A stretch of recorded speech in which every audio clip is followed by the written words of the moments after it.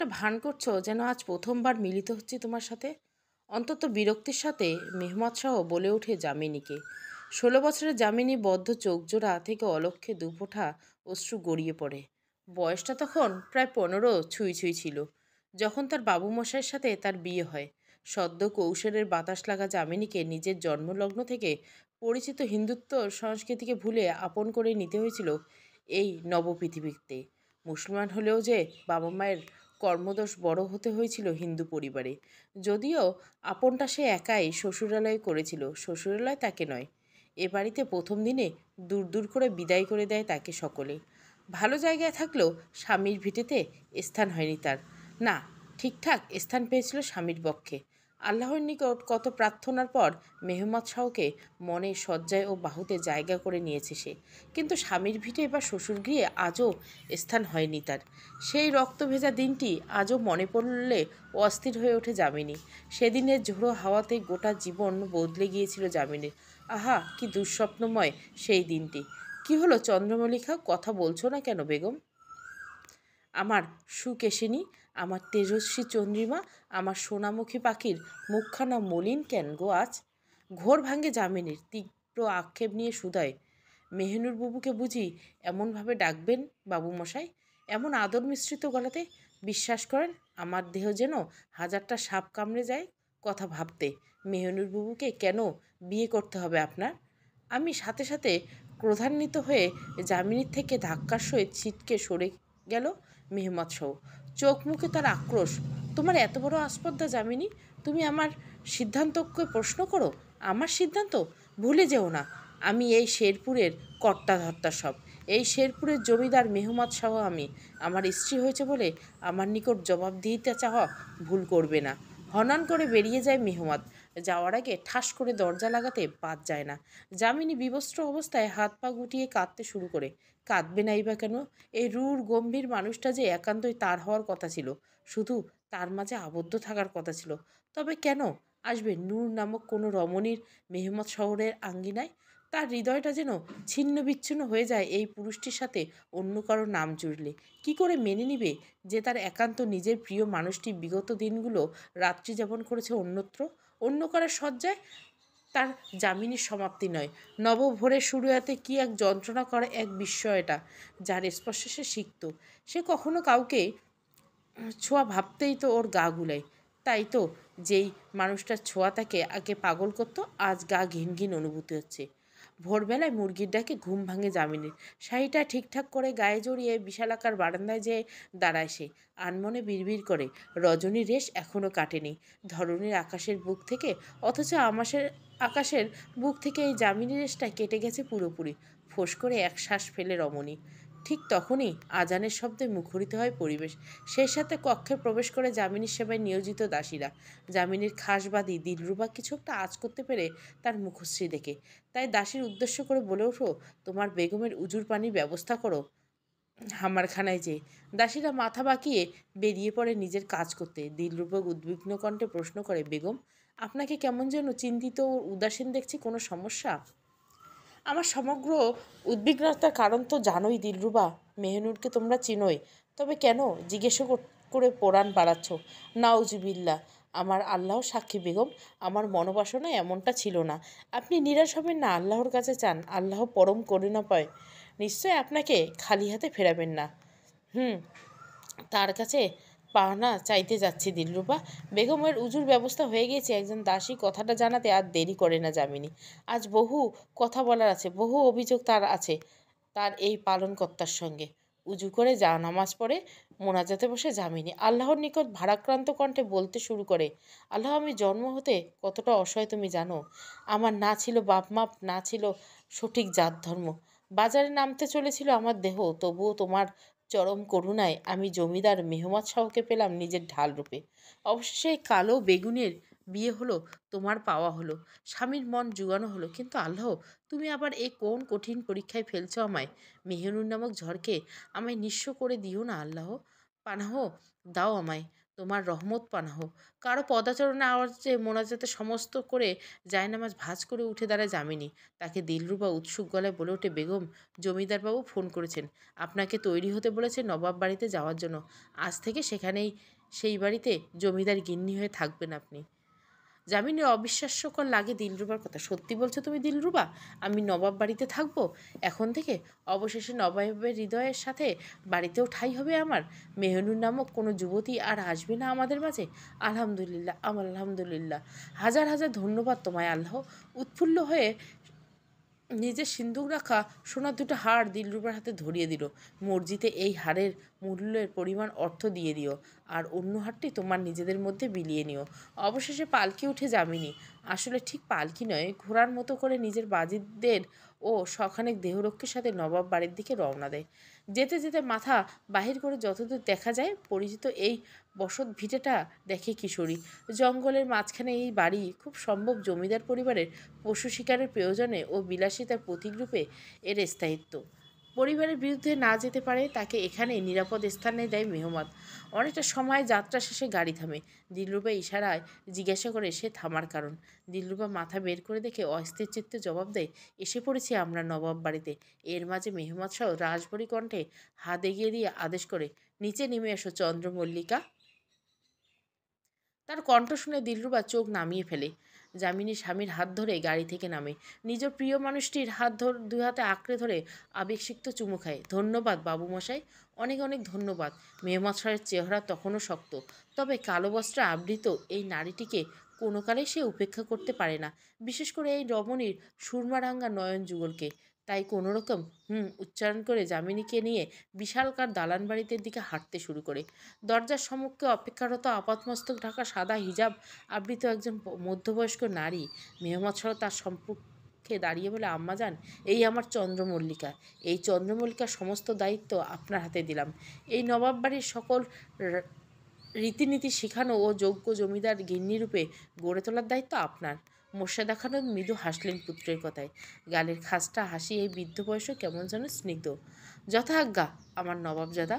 চন্দ্রমল্লিকা, তুমি আসো আমার সাথে। যামিনী ভীতগ্রস্ত দৃষ্টিতে তাকালো মেহমদ সাহেবের দিকে।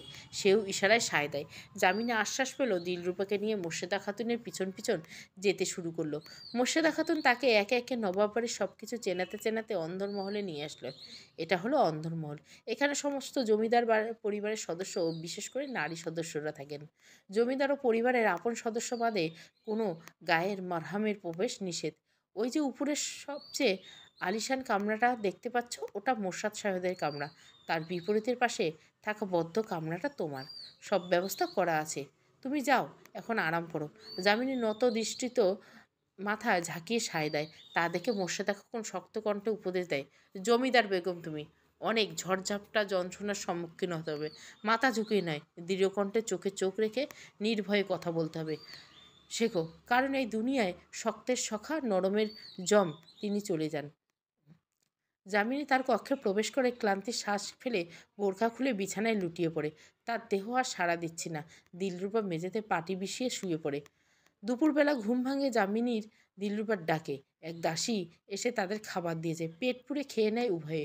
খাওয়া শেষে অন্দরমহলে ঘুরে দেখা উদ্দেশ্যে দিলরুবাকে নিয়ে হাঁটতে বের হয় যামিনী। একটু দূরে যেতে দেখতে পায় উঠান চকি পেতে বসে আছে মেহমদ সাহেব দাদিজান ও অন্য একজন বয়স্ক নারী, সাথে এক অনিন্দ্য সুন্দরী যুবতী উপস্থিত।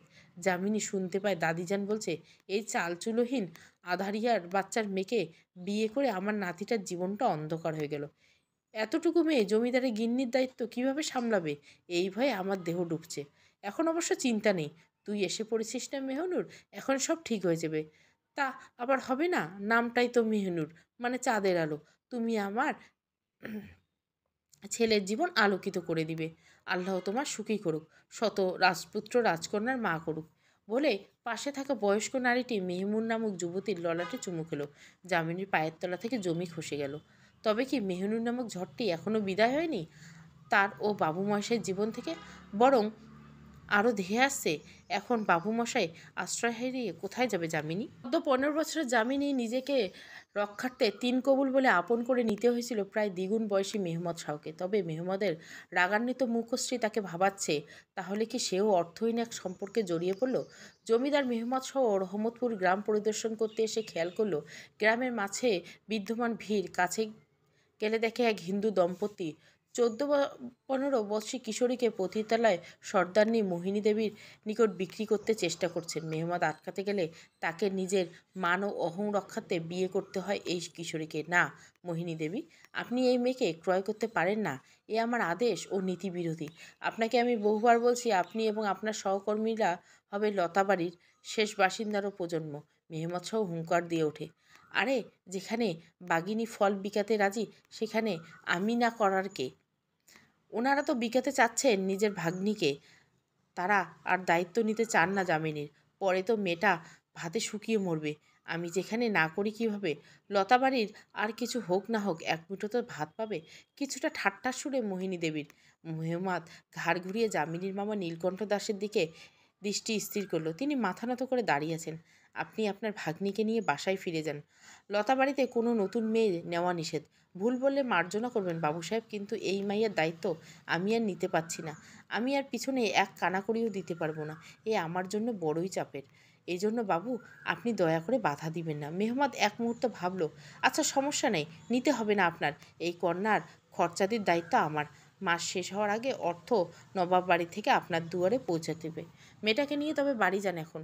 নীলকণ্ঠ আর বলার মতো কিছুই পান না, কিন্তু তার স্ত্রী শতরূপা আটকে ওঠেন। মোহিনী দেবী তাকে বেশ চড়া দাম দিবেন যামিনীর। এত অর্থপ্রাপ্তির সুযোগ ছাড়তে তিনি চান না। নিজের ঘরে তো লক্ষ্মীমন্ত দুটো মেয়ে আছে, তাদেরকে তো গ্রামের ঠাকুর পরিবারে বিয়ে দিতে হবে মোটা অঙ্কের পণ দিয়ে। না না জমিদারবাবু, এ হয় না। আমি এই জাত ধর্ম ছাড়া এই মাইয়াকে আমার ঘরে এক মুহূর্ত রাখবো না। আমার ঘরে দুটো মাইয়া আছে, তাদের বিয়ে দিতে হবে। এক এটা এমনিই কালা বেগুন, তার উপর বেজন্মা। এর তো বিয়ে হবেই না। তার জন্য আমার মাইয়াতে বিয়ের বাধা। এখন যদি বাড়ি থেকে বের করে দেয়, পরে একটা উসনিচ হয়ে মারা গেলে তো সবাই আমায় দুষবে। তার চেয়ে বরং মোহিনীর কাছে থাকুক, ডাল ভাত খেয়ে নিজের মতো করে বেঁচে থাকবে। জাত ধর্ম ছাড়া মেয়েটার কথা কর্ণগোচর হতে বেশ অবাক হলো মেহমদ। কারণ যার মামা মামি হিন্দু ধর্মাবলম্বী, তার ভাগ্নি নিশ্চয়ই হিন্দুই হবে। সে জিজ্ঞাসু দৃষ্টিতে নিজের খাস ভিত্ত মিনারের দিকে তাকায়।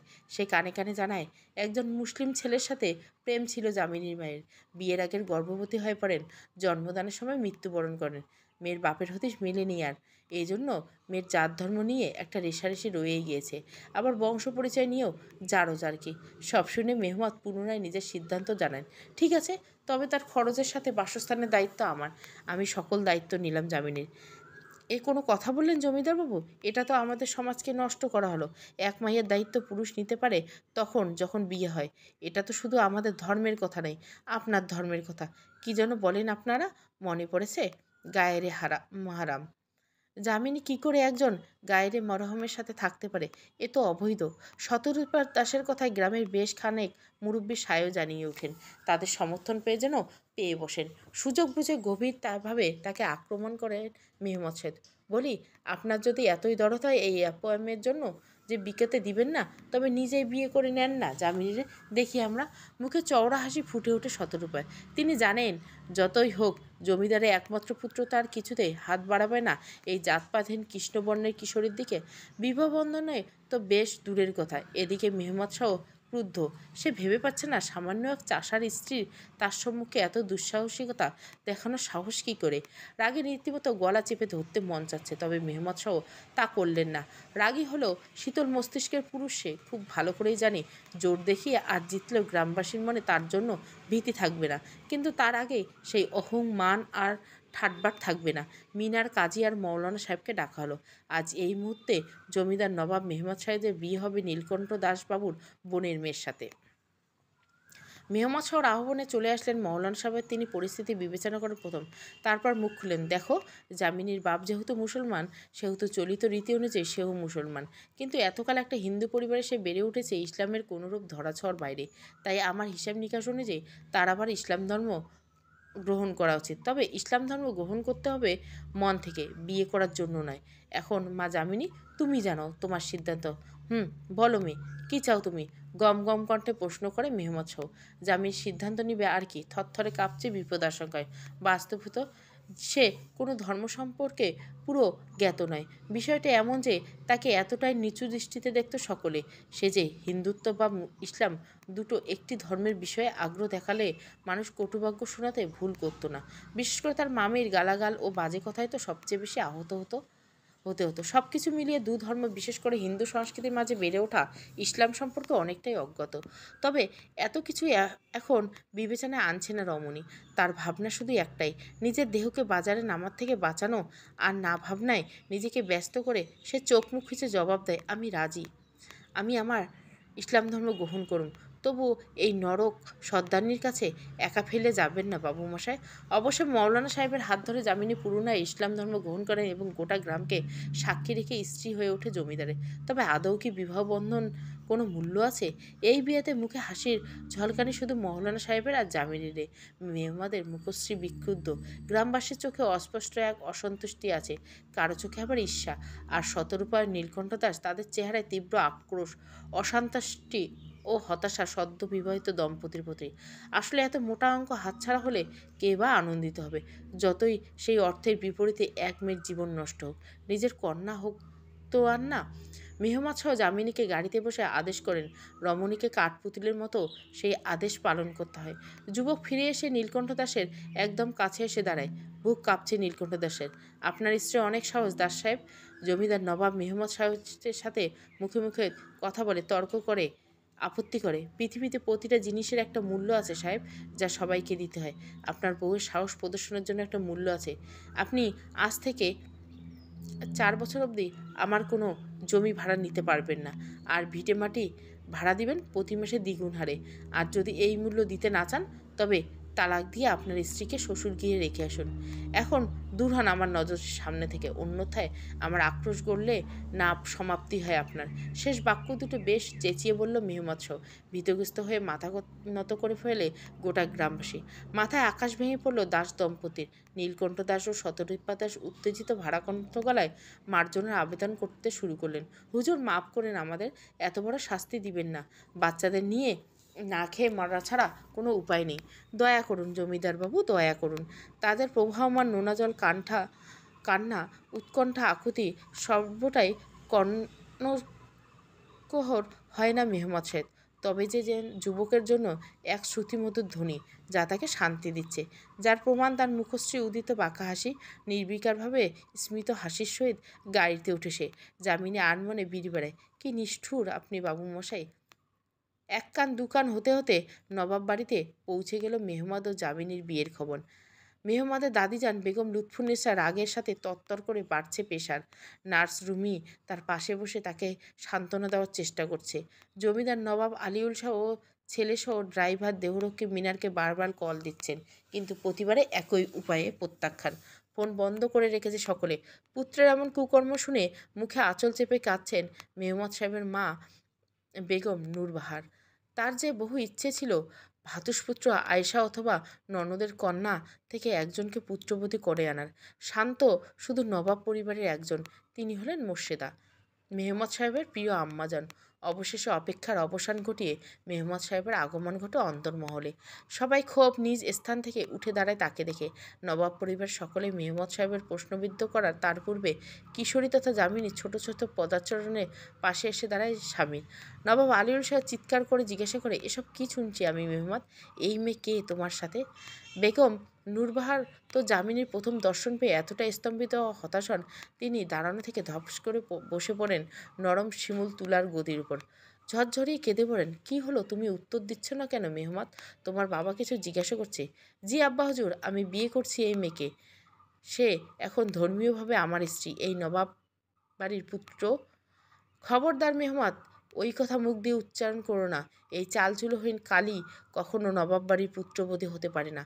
চালচুলোহীন কালো রং একবার মানলাম, কিন্তু জারজো ও জাত ধর্ম ছাড়া এক মেয়ে হবে আমার নাতির পুত্রবধূ? আমার শের, আমার রাজপুত্র এই কাজ করবে? এখনো বিশ্বাস হচ্ছে না। ছি! বেগম নূরবাহার কাঁদতে কাঁদতে শুধলেন, না আম্মাজান, মেহমাদের কি দোষ? সব দোষ অমাবস্যা কন্যার। নিশ্চয় মন্ত্রতন্ত্র করে আমার বাঘের মাথাটা খেয়েছে। সবাই নিজের মতো কথা শুনিয়ে যাচ্ছে মেহমাদ শাহ ও বিশেষ করে যামিনীকে। কারণ দোষ দুজনের হোক না কেন, সমাজ নারীরই দোষ আগে দেখবে। যামিনী ভয়ে কুকড়ে যেয়ে মেহমাদের গা ঘেঁষে দাঁড়িয়ে আছে। মেহমাদ নির্লিপ্তভাবে বিনা কোনো শব্দে সকলের অভিযোগ গঞ্জনা তিরস্কার গ্রহণ করে নিচ্ছে। পরিশেষে অন্তত শীতল কণ্ঠে সে বলল, বিয়েটা হয়ে গেছে আব্বা হুজুর, দাদিজান, আম্মিজান। ইচ্ছাকৃতভাবে না হোক, হয়েছে তো। এই কন্যার দায়িত্ব অস্বীকার করা আমার পক্ষে সম্ভব নয়। তাই আপনারা অনুগ্রহ করে আমাদের ভুল ত্রুটি ক্ষমা করে আমাদেরকে গ্রহণ করুন। কোনো দিনও না এই স্ত্রীলোক এই বাড়িতে আমি প্রবেশ করতে দিব না। যদি করে তবে তা হবে আমার নবাব বাড়িতে শেষ দিন, তা মনে রেখো। আম্মিজান, এমন করবেন না। ছোট মানুষ না হয় একটা ভুল করে ফেলছে, ক্ষমা করে দিন। মোর্শেদা খাতুনের কথায় আরও তেতে ওঠেন বেগম লুৎফুন্নেসা। কথায় আছে, যাকে না লাগে না ভালো লাগে না, তার চালচলনও ভালো লাগে না। চুপ থাকো খাতুন। তোমার সাহস কি করে হয় আমার সিদ্ধান্তে নাক গলার? এই অন্দরমহলে শুধু বেগম লুৎফুন্নেসার রাজত্ব চলে, তা কি ভুলে বসেছ? দাদিজান, আমি আমার স্ত্রীকে নিয়ে বের হয়ে যাচ্ছি। এই বাড়িতে তাকে আপনার অনুমতি ছাড়া আনবো না। আপনি দয়া করে আমার কাজের খোপে আম্মাজানের উপর দিয়ে তুলবেন না।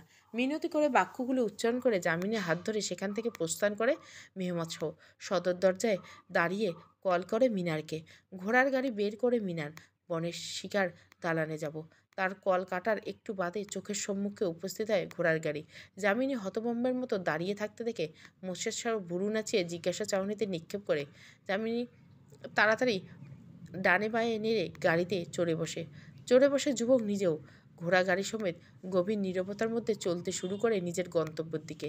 আগরবাতি, হাসনিহাসা আতরের গন্ধে মুখরিত আলিশান কক্ষে লাল বেনারসি পরে বসে আছে যামিনী। এই দালানে আসতে তাকে দাসীদের দায়িত্ব দিয়ে যায় মেহমদ শাহ।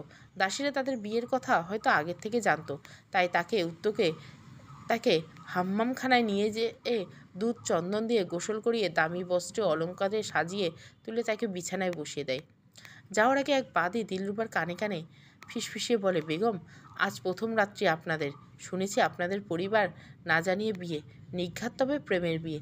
এই প্রথম প্রদর্শনে মন আটকে করে নিয়েন জমিদারবাবু, না হলে খুব দ্রুত আশ্রয়হীন হয়ে পড়বেন নবাব পরিবারের কার্যকলাপ। যামিনীর গলা শুকিয়ে যায়। সে খুব করে বলতে চায়, না, প্রেমের বিয়ে না, জোর জবস্তির বিয়ে। হয়তো মূল্যহীন এক বিয়ে, না আছে রূপ, না আছে বংশ পরিচয় বা ভালো ইতিহাস। তবে নবাব যেখানে কি করে জোগাবে, তার ভাবনার মাঝে নবাব দরজা খুলে প্রবেশ করে কক্ষে। হাতে থাকা ছোট্ট সিন্দুকটি টেবিলে রাখতে রাখতে প্রশ্ন করে, নাম কি তোমার কিশোরী? মাত্র এটুকু কথাতে আশঙ্কা ও ভীমিতেই লোম দাঁড়িয়ে যায় রমণীর। কাঁপা কাঁপা কণ্ঠে উত্তর দেয় যামিনী। মেহমাদ এগিয়ে আসে বিছানার দিকে। যামিনীর বিছানার মোলায়েম চাদর শক্ত করে আঁকড়ে ধরে ত্রাসে। তার শ্বাস প্রশ্বাস বেড়েই চলছে অতি বিলম্বে। যুবক তার দিকে ঝুঁকে চিবুক ধরে মুখ গুছিয়ে বলে ওঠে, তোমাকে আমি চন্দ্রমল্লিকা করে ডাকবো। চন্দ্রমল্লিকা? এতটাই নিকটবর্তী বাবুমশাই যে তার প্রতিটি নিঃশ্বাস ছিটকে পড়ছে যামিনীর মুখশ্রীতে। শির দ্বারা বেয়ে শীতল স্রোত চলে যায় তার। অস্ফুট স্বরে উচ্চারণ করে, চন্দ্রমল্লিকা? হ্যাঁ। কোনো আপত্তি আছে তোমার চন্দ্রমল্লিকা? ছোটোখাটো চোখ করে তাকায় মেহমদ যামিনীর দিকে। কিশোরী নিজের মামামামির হাল মনে করতে মাটিতে লুটিয়ে পড়ার দশা ভীতিতে। না না বাবুমশাই, আমার কোনো আপত্তি থাকবে কা? আমার কোনো সমস্যা নেই, আপনি যেই নামে ডাকেন। ওই সিন্ধুকে হীরের ও স্বর্ণের দুটো হার আছে, মেহরানা স্বরূপ সামনে রাখো। নিরুত্তাপ যামিনী মেহমাদ শাহ ভীত ক্রোধান্বিত হয়ে পড়ে উপেক্ষিত হয়ে রমণীর শীর্ণ বাহু শক্তভাবে ধরে পালঙ্ক থেকে টেনে হিঁচড়ে নিচে নামায়। ডান হাত পিছনে মুচড়ে নিজের বুক বরাবর মিশিয়ে দাঁড় করায় যুবক। হিসিয়ে বলে, আর কোনোদিন এক মুহূর্তের জন্য আমাকে উপেক্ষা করার সাহস করবে না, কোনো দিন না। আমি জমিদার নবাব মেহমাদ শাহ। এই ধরনের বুকে দাঁড়িয়ে আমাকে অবজ্ঞা কিংবা প্রশ্নবিদ্ধ করতে পারে না কেউ। মেহমাদ শাহ উপেক্ষা করার অর্থ নিজের সর্বনাশ নয়, ধ্বংস ডেকে আনা। ধ্বংস, বুঝেছ? যামিনী উত্তর কি দিবে সে ঘটনার আকস্মিকতা বিষয়ভিভূত। উদ্দাস্যতে তার গা ঠান্ডা পড়ে গেছে। তার হৃৎপিণ্ড থেকে নিগত ধুকপুক শব্দটা যা প্রকাশ করে দিচ্ছে, মেহমাদ সাহেবের জন্য এই ধুকপুকানি যেন মহা ঔষধি হলো। সমুদ্রের প্রকাণ্ড ঢেউয়ের মতো হারিয়ে যায় সেভাবে বিদ্যমান সব, তেমনভাবে সব ক্রোধ মিলিয়ে যায় বায়ুতে। নিজের রোষানলের বিনাশ সূচনা ও সীমাকে আজও নিয়ন্ত্রণ করতে পারল না যুবক। নিজেকে শান্ত করে ছোট্ট এক শ্বাস ফেলে সে পুনরায় মুখ খুলে, ভালো থাকতে চাইলে আমার আর নবাব বাড়ির রীতিনীতি নিজেকে সিদ্ধ করে ফেলো। ছোট থেকে ছোট ভুল আমার নিকট পাপ, যার কোনো ক্ষমা নেই। সামান্য ভুলেও নিমেষে শাস্তি পেয়ে যাবে, ভয়ানক শাস্তি হয়তো। আমার ক্রোধের অন্ত আছে, তবে সীমা নেই। কথাগুলো এই ছোট্ট মস্তিষ্কে ঠিকভাবে এঁটে নাও। কিছুক্ষণ বিরতি। খামিদ খামিদ, মারছ না? জবাবে তালা লাগিয়ে বসছ। যামিনী কেঁপে উঠে মেহমাদ সাহেব গলা ফাটানো চিৎকারে, ভয়ে গুটিয়ে মিশে যায় পালঙ্কের সাথে। পরক্ষণে প্রহরী দরজা খুলে কক্ষে উপস্থিত হয় ভৃত্যবর্গ। মাথা নিচু করে একজন মার্জনার আবেদন করে বলে ওঠে, বিলম্বের জন্য দুঃখিত জমিদারবাবু, আমরা রাত্রি ভোজনের পরিবেশনের ব্যবস্থা করছিলাম উত্তর পাশে আঙ্গিনায়। ইশারায় থাই দিয়ে আর চোখে যামিনীর দিকে এক পলক তাকায় যুবক। নবাব বাড়ির অন্দরমহলের মহাপরিচিকাকে খবর দাও, আগামীকাল থেকে যেন এসে পড়ে। বেগম নবাব বাড়ির রীতিনীতি সিদ্ধ হতে হবে। আর মিনারকে ডাকো। বাক্য শেষ হওয়ার পূর্বেই হুড়মুড়িয়ে ঘরে ঢুকে মেহমানদের খাস ভিত্ত মিনার মাথা নত করে নির্লিপ্ত ভঙ্গিমায় জানায়, শাহ, নবাব বাড়ি থেকে খবর পাঠানো হয়েছে আপনাকে এই মুহূর্তে বাড়ির পথে রওনা যাওয়ার জন্য। একটু বুঝে উত্তর দেয়, আচ্ছা, তবে গাড়ি বের করো মিনার, আমি আসছি। মিনার নত দৃষ্টিতে সালাম জানিয়ে তাকে সম্পাদিত কার্য সম্পন্ন করতে প্রস্থান করে। ভৃত্যবর্গ থেকে তখনও সেখানে দাঁড়িয়ে, আমাকে একা ছাড়া হোক। তারা সালাম জানিয়ে চালিত নিয়ম কক্ষ থেকে বের হয়। যামিনী তা দেখে ভাবে, এরা এভাবে পিছনে দুকৌতম হেঁটে বের হচ্ছে কেন? আগামীকাল মহাপরিচারকের সাথে নবাব বাড়ির শিক্ষিকাও আসবেন। তাদের থেকে সঠিকভাবে শিক্ষা গ্রহণ করো। আমি পরবর্তীবার এখানে আসলে পরিবর্তন চাই তোমার আচার ব্যাপারে, নতুবা পরিণাম তোমার চিন্তা ভাবনার বাহিরে। যামিনী ভৃত্যচিত্তে তাড়াতাড়ি মাথা ঝাঁকায় সায় দেয়, যা দেখে বাঁকা হাসি দিয়ে বের হয়ে যায় মেহমদ সহ। রমণীর স্বস্তির শ্বাস ফেলে তার বিদায় ঘুরে বিড়বিড়ায়, এই রূঢ়ভাষী মানুষটার ক্রোধানলে না পুড়ে ভস্ম হয়ে যাই আমি। বিছানায় গা হেলিয়ে চন্দ্র আর মেঘের লুকোচুরি দেখছিল যামিনী। এই কক্ষের এক বিশেষত্ব হলো গোটা এক দেওয়াল জুড়ে জানালা, আর সেই জানালা থেকে খুব কাছ ঘেঁষে পালঙ্ক। আহা, কি মনোরম এক দৃশ্য! চাঁদনি বিলাস করছে যেন কিশোরী। রাত গভীর হয়েছে, শোনা যাচ্ছে শেয়ালসহ অন্য অন্য জীবজন্তুর ডাক শ্রবণগত হচ্ছে। এমন কালে দরজায় কড়াঘাত যেন। যামিনী বিছানা থেকে উঠে বুঝতে পারছে না কি করবে। এদিক ওদিক বাহিরে অপেক্ষারত। দিলরূপা অনেকটা সময় সাড়া না পেয়ে মুখ দিয়ে অনুমতি চায়, বেগম, আমি দিলরূপা, আসতে পারি? জি আসেন। প্রহরী দরজা খুলে দেয়। কক্ষর অভ্যন্তরে হাসি মুখে প্রবেশ করে দাসী, বেগম, আমি আপনার সেবায় নিয়োজিত দাসী দিলরূপা। আপনি ভোজন কি এখানেই করবেন, নাকি আঙ্গিনায় বা ভোজনশালায় খানা পরিবেশন করব? যদি সমস্যা না থাকে তাহলে এখানেই দিন। অবশ্যই বেগম, আমরা আপনার সেবায় নিয়োগপ্রাপ্ত দাসী। আপনি শুধু আদেশ করবেন। তবে আমাকে বা অন্য দাসী দাসদাসী আপনি বলে সম্বোধন না করে তুমি করে ডাকবেন দয়া করে। জমিদারবাবু বা অন্য কেউ শুনলে রাগ করবেন আপনার উপর। যামিনী অস্বস্তি কাটল। স্মিত হাসি ফুটে, এই যুবতীকে বেশ ভালো লাগে, আন্তরিক ও আপন লেগেছে। দাসীর কক্ষের মধ্যখানে ছোট্ট একটা চৌকি পেতে মগফলে বিছানায় কাপড় বিছিয়ে তার উপর প্রায় 7 পদ্যের খাবার পদ সাজিয়ে, এত পদ চিত্তাকর্ষক খাবার দেখে যামিনীর মুখে পানি এসে যায়। তার ভাত ও লবণ দিয়ে পেট পুড়ে খাওয়াও পড়েনি বহুদিন। ভালো খাবার তো দূরে থাক, সব আমার জন্য। হ্যাঁ, সাথে সাথে চৌকির সম্মুখে বিছানার পাটিতে বসে খেতে শুরু করে কিশোরী। তার কুম্ভকর্ণের ন্যায় খাওয়া দেখে চাপা হাসে দিলরূপা। গলায় খাবার ঠেকে যায় যামিনী। তাড়াহুড়োর করার দরুন দিলরূপা দ্রুত যেয়ে পানি এগিয়ে দেয়। ধীরে সুস্থে খান বেগম, তাড়াহুড়ো করবেন না। যামিনী ধীরে ধীরে আহার সমাপ্ত করে। অতিরিক্ত আহারের কারণে তার হাত পা যেন অসাড় হয়ে আসে। বিছানায় লুটিয়ে পড়ে সে। দিলরূপা শরবত এগিয়ে দিয়ে যায়, এটা পান করুন, ভালো লাগবে। তা সময় কেমন কাটলো আজ বেগম নবাবের সাথে? আর আজ নিম্নের রাতটার জন্য তো আপনার জমিদার বাবুকে বেঁধে রাখা উচিত ছিল। অবশ্য আপনার যা শীর্ণ দেহ নিঘাত চাপ দিতে পারেনি। যামিনী মুখমণ্ডলে সজোরে বিস্তৃত হাসি ধীরে ধীরে হারিয়ে যায় এই কথা শুনে। বিস্ময়তাপূর্ণ চাহিনি তার। জোর জবস্তিতে বিয়ে, এই কালো কুৎসিত রূপ দিয়ে কি করে আটকাবো বাবু মশাইকে দিলরুবা? দিলরুবার প্রশ্নসূচক চাহিনি। কিশোরী একে একে খুলে বলে তার বিবাহের বাস্তবতা। সব শুনে উদ্বিগ্ন কণ্ঠে দিলরুবা শুধায়, তবে তো সামনে আপনার বড়ই বিপদ। জমিদার পরিবার, বিশেষ করে বড় বেগম লুৎফুন্নেসা তো রাত দিন এক করে ফেলবে আপনাকে জমিদার বাবুর জীবন থেকে বের করতে। উনি আজ পর্যন্ত কোনো সাধারণ ঘরের স্ত্রীলোককে বেগমের গদিতে টিকতে দেননি, যতই স্বামীর সমর্থন থাক। সেখানে যদি জমিদারবাবু আপনার পাশে না থাকে, তবে তো একদম আশ্রয়হীন হয়ে পড়বেন। যত দ্রুত সম্ভব জমিদারবাবুর হৃদয়ে বন্দি করুন, না হলে আপনাকে কেউ রক্ষা করতে পারবে না। যুবতীর কথা শ্রবণগোচর আতঙ্কে শিউরে ওঠে যামিনী। মেহমদ সাহেব বিবাহ বন্ধনে আবদ্ধ হয়ে এক প্রকার নিজের দেহকে তো নিরাপদ করেছেন, এবার নিজের আশ্রয়কে বাঁচাতে যুবকের মন জোগাবে কি করে? সাথে গল্প গুজবের মাঝে সারা রাত পার হলো। ফজরের আজান দিতে প্রহরী বলে উঠল, বেগম, নবাব বাড়ির মহাপরিচারিকা ও শিক্ষিকা এসেছে। যামিনী ভয়ে নিয়ে উঠে দাঁড়ায়। প্রায় কয়েক মুহূর্তে কেটে গেলেও নিজেকে বেগমের নিশ্চুপ রেখে দিলরূপা অবাক হয়েছে। বিড়বিড়ে, কি হলো বেগম? আর কতক্ষণ দাঁড় করিয়ে রাখবেন তেনাদের? আসতে বলুন। আমি আসতে বলবো? ইশারায় সায় দেয় রমণীকে তার প্রিয় দাসী। সেও বিলম্ব করে শুধায়, জি আসুন। ঘরে ঢোকা দুজন আলখাল্লা পরিহিত নারী। ঘরে ঢুকতে তারা দৃষ্টি ঝুঁকে সালাম দেয়, আসসালামু আলাইকুম বেগম। আপনার শাহের বিয়ের কথা শুনলাম, অভিনন্দন আপনাকে।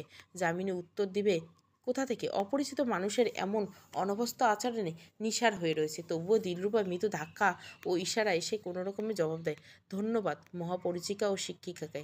এইখানে আসতে কোনোরূপ সমস্যা হয়নি তো? কিশোরীর প্রশ্নে এক পলক গাঢ় দৃষ্টিতে তাকিয়ে শব্দ করে হেসে দেয়। যামিনী নির্বাক, সে বুঝতে পারছে না হাসার কারণ। দেখছেন হুজুর, আপা কেন শাহ বারবার করে বলছে ঠিকভাবে তালিম দিতে। আমাদের ছোট নবাব তো একদম আনাড়ি কন্যাকে প্রসাদে তুলছে। ঠাট্টা করে উঠেন মহাপরিচারিকা। সারাদার নবাব বাড়ির শিক্ষিকা। শোনেন বেগম, নবাব বাড়ির প্রসাদের কিছু নিয়মকানুন রীতিনীতি আছে। জমিদার নবাব মেহমদ শাহের যোগ্য বেগম হয়ে উঠতে হলে এসব কিছু তালিম নেওয়া হয় এবং নিজেকে পটু করা আবশ্যক। সবার প্রথমে আপনাকে জানতে হবে পরিবারের আচার আচরণ, চালচলন, রীতিনীতি। জানতে ও মানতে হবে ইসলামের প্রতিটি বিষয়, বিশেষ করে নামাজ কালামের কার্যপন্থা। কথা বলার এই ধরন ছাড়তে হবে। কথাবার্তার চালচলন, আচার আচরণ থাকতে হবে মাধুর্যতা, রুচিশীল ও অভিজাত্য। আপনাকে তালিম রাত থেকে দিব। আপনি প্রস্তুত হন, আমরা প্রস্তুত আছি। ঠিক আছে জি, তবে বিদায় বেগম। মাথা নত করে স্থান ত্যাগ করেন তারা। যামিনী উদাস হৃদয়ে দরজার পাশে স্থির খাটিয়ে বসে পড়ে। চোখ জোড়া বন্ধ হয়ে আসে তার নিজের অনিশ্চয়তা ও অপরিচিত জীবনের চিন্তা করে। নোনা জল গড়িয়ে পড়ে আখিজোড়া হতে অচিরে। দিলরুবা বুঝতে পারে তার প্রিয় বেগমের পায়ের কাছে বসে হাত দুখানা নিজের দুই হস্তের মাঝে নিয়ে মিনতি করে, আপনি কাঁদবেন না বেগম, নিজের জান প্রাণ লাগিয়ে দিন যোগ্য হতে। দেখবেন শীঘ্রই আল্লাহর দয়ায় জমিদারবাবুর হৃদয়ে একমাত্র অধিপত্য আপনারই হবে। খানিকটা আশ্বস্ত হয় রমণী, মনে মনে অঢল হয় নিজেকে এই নবাব বাড়ির রীতিনীতি সিদ্ধ করার উদ্দেশ্যে। মেহমদ শাহ ও তার দাদিজান তথা লুৎফুন্নেসা সম্মুখে নত দৃষ্টিতে দাঁড়িয়েছে। বেগম লুৎফুন্নেসা নিজের কাঠের বাক্সে থেকে পান পাতা বের করে তাতে জর্দা ও চুন খাওয়ার উপযোগী করেছেন। অনেকটা সময় নীরবতা থাকার পর মেহমান নিজেই জিজ্ঞাসা করেন, আমাকে কি আপনি ডেকেছেন দাদিজান? আপত্তি না থাকলে কি জন্য জানতে পারি? কিছুটা তাচ্ছিল্য মাখা হাসি ফুটে ওঠে বৃদ্ধ নারীর তেজস্বী মুখশ্রীতে। সময় হলে জানবে। আমার শাহ, বউ পেয়ে এত অধৈর্য হয়ে গেছো? দাদিজানকে প্রশ্ন করছে। বাবা, ভালোই উন্নতি। নিরুত্তর যুবক। পুরো কক্ষ জুড়ে নীরবতা। শোনা যাচ্ছে শুধু জাতি দিয়ে সুপারি কাটার শব্দ। নিজের কানে ব্যস্ত থেকে প্রিয় পৌত্রের উদ্দেশ্যে মুখ খুললেন বেগম লুৎফুন্নেসা। শুনলাম ওই আধারিয়ের কন্যাকে নাকি নবাব বাড়িতে না তুলতে পেরে জঙ্গলের দালানে তুলেছ। নির্লিপ্ত ভঙ্গিমায় মেহমদ শাহ উত্তর দেয়, এই নবাব বাড়িতে একমাত্র রাজত্ব আপনার। এখানে কে থাকবে না থাকবে এর সিদ্ধান্ত অবশ্যই আপনি নেবেন। আমি আমার সিদ্ধান্ত আমি সম্পূর্ণ সম্মান করি, মানি, তাতে আমার কোনোরূপ আপত্তি করার অধিকার নেই। তিন কবুল বলে পূর্ব চেতনায় এই ধরনীয় যাবতীয় সৃষ্টি রচয়িতা শহেনশাহ আল্লাহকে সাক্ষী রেখে ওই কন্যাকে নিজের ইহকাল ও পরকালের জন্য কবুল করেছি। ওই আল্লাহর পবিত্র বন্ধনে অস্বীকার করার সামর্থ্য আমার নেই নেই সামর্থ্য নেই স্ত্রীলোকের দায়িত্ব অস্বীকার করার। আমার সিংহ, তুমি ভুলে যাচ্ছ তুমি কে। তুমি সাধারণ ঘরে জন্মালে কোনো বালক নয়, তুমি নবাব বাড়ির জন্ম নেওয়া শাহজাদা। নবাব বাড়ি এবং গোটা শেরপুরের দায়িত্ব পালন না শুধু তোমার কাজ। গোটা বিশ্বের থেকে নবাববাড়ি ও শেরপুরের রহস্য রক্ষা করার দায়িত্ব তোমার। আর তোমার স্ত্রী কোনো সাধারণ বধূ হবে না, তার কাঁধে তোমার সমান দায়িত্ব থাকবে। তুমি এক দফা ভাবো সেই যোগ্যতা আছে কিনা ওই কিশোরীর। জানো তো, কল্পনা সঠিক না থাকলেও ক্ষমতাধর রাজাও জেতা যুদ্ধে হারে। সর্বশ্রেষ্ঠ পরিকল্পনা আল্লাহ, নিশ্চয় তার পরিকল্পনা অনুযায়ী আমাদের বিবাহ হয়েছে। এখন বিদায় দাদিজান, আসসালামু আলাইকুম। মেহমাদ শাহ বেগম লুৎফুন্নেসার কক্ষ ত্যাগ করে। বৃদ্ধ নারীটির মুখমণ্ডল প্রদাহপূর্ণ, মনে মনে কল্পনা আঁকছে দাবার ছক থেকে অপ্রিয় পাশাটাকে সরানোর। যুবক বের হলো, মিনার হুজুর তার পিছন পিছন তার কক্ষে আসে। অনেকটা খোশামদি করে নিজের কৌতূহল প্রকাশ করে সে। আচ্ছা জমিদারবাবু, আপনি তো চাইলে আমাকে বা অন্য কাউকে আদেশ করতে পারেন ওই মেয়েকে বিবাহ করতে, তা না করে আপনি নিজেই এমন বদসুরত। নিজের মনিবের চোখে চোখ পড়তেই কথা সেখানে বন্ধ করে মাথা নিচু করে ফেলে মিনার। নিজের খাস ভৃত্যের কথা স্মিত হেসে গম্ভীর গলায় উত্তর দেয়, ঝামেলাটা আমার ছিল, আর ফলাফল অন্যকে ভোগ করালে আমার ক্ষমতা বোঝানো ক্ষমতা হতো না।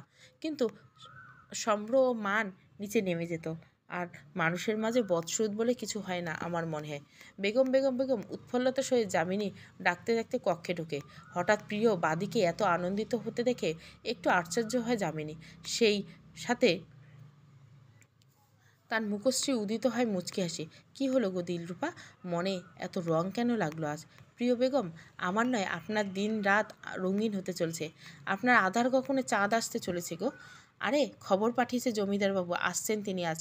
তার পাক পায়ের ছোঁয়ায় ধন্য হবে এই শিকার দালাল, ধন্য হবে আপনার কামরা। বুক ধক করে উঠল যামিনী। এক শিরায় শিরায় এক অন্যরকম উত্তেজনা, অন্যরকম উল্লাসও বিদ্যমান। কেন যে খুশি খুশি লাগছে, কি একটা আনন্দ। তবে কি বিয়ের দিনের এতকাল পর পুনরায় স্বামীকে দেখবে ভেবে মন রং লেগেছে তার। ঠিক প্রথম দিনের মতো হাম্মামখানায় নিয়ে রমণীকে চন্দন, দুধ, গোলাপ জল দিয়ে স্নান করানো হয়। গোটা গায়ে মাখানো হয় সুগন্ধি, পরনে ফিনফিনে পাতলা মসৃণ ও মোলায়েম কাপড় শাড়ি। তীক্ষ্ণ কালো এক জোড়া চোখ সাজানো হয় সুরমায়, হস্ত মেহেদিত চরণ আলতায়। অতঃপর সাদা মুক্তদানার গহনায় তার সজ্জার বস্তু। মেহমাদ শাহ দালানে পা রাখতে সারা দালান গুঞ্জন পড়ে যায় তার আগমনে। যামিনীর গোটা দেহ কেঁপে ওঠে, অজানা এক শিহরণ জাগছে। সে লাগোয়া বিশালাকার বারান্দায় বেড়া ঘেঁষে দাঁড়িয়ে বড় বড় শ্বাস ফেলতে থাকে। একটু বাদে প্রহরীর কণ্ঠ কর্ণগোচর হয়, জমিদার নবাব মেহমাদ শাহ কামরায় আসছেন। রমণী মনে হচ্ছে এবার এই মরণ উত্তেজনা আর উল্লাসে জ্ঞান হারিয়ে ফেলবে সে। বেড়ায় ভর দিয়ে কোনো রকম দাঁড়িয়ে থাকে সেই। মেহমাদ শাহ ভিতরে ঢুকে গোটা কক্ষে চোখ বুলাতে ভুরু কুঁচকে যায়। যামিনী তো এখানে নেই। কিছু একটা আভাস পেয়ে বারান্দার দিকে অগ্রসর হয়। যুবক রমণীকে দেখতে পায় অবশেষে। যামিনী তার দিকে ঘুরে বেড়ায় গা এলিয়ে দাঁড়িয়ে, চোখ জোড়া বন্ধ। তার মৃদু কম্পিত দেহের দিকে খেয়াল করতে বিদ্যুৎ লাগে যেন মেহমাদের। ধীর পায়ে অগ্রসর হয় সেই যামিনীর দিকে। কিশোরী বুঝতে পারে বিদ্যুতের গতিতে চোখ খুলে ফেলে, মাথা ঢুকিয়ে সালাম দেয়, আসসালামু আলাইকুম বাবু মশাই। মেহমদ কিছু না বলে তার একদম কাজ ঘেঁষে দাঁড়িয়ে চিবুক ধরে নত মুখখানা উঁচুতো করে। নিজের মুখশ্রী তার দিকে এগিয়ে নিতে চেনা সংখ্যায় চোখ বন্ধ করে ফেলে যামিনী। যুবক একগাল হেসে রিনরিনি গলে বলে, এতটুকু সাহস নিখিতে মেহমদ সাহেবের মনমোহনী হতে চাও? মেহমদ সাহেবের ভালোবাসা বিষাক্ত সর্পের ন্যায়, তার যন্ত্রণা সবল সহ্য করার ক্ষমতা তোমার নেই। আর এসব সুরমা লালি এগুলো নিয়ে মেহমতের বাহুতে জায়গা পাওয়া যায় না কন্যা। মেহমতের হৃদয়ে আগে আপন করো, নিজের ইচ্ছেতে আমার নিকট এসো। মনে ভয় নিয়ে শুধু মনোরঞ্জন করতে এসো না কন্যা, এমন নারীর অভাব হবে না আমার জন্য। মেহমদ সাহেব চলে যায় কেন জানে না যামিনী, তবে তার খুব কান্না পায়। ঝরঝরিয়ে কেঁদে দেয় সে। সেই সাথে হাতকে বেড়ায় উপরে আঘাত করা হৃদয়ের শোক ও যন্ত্রণা।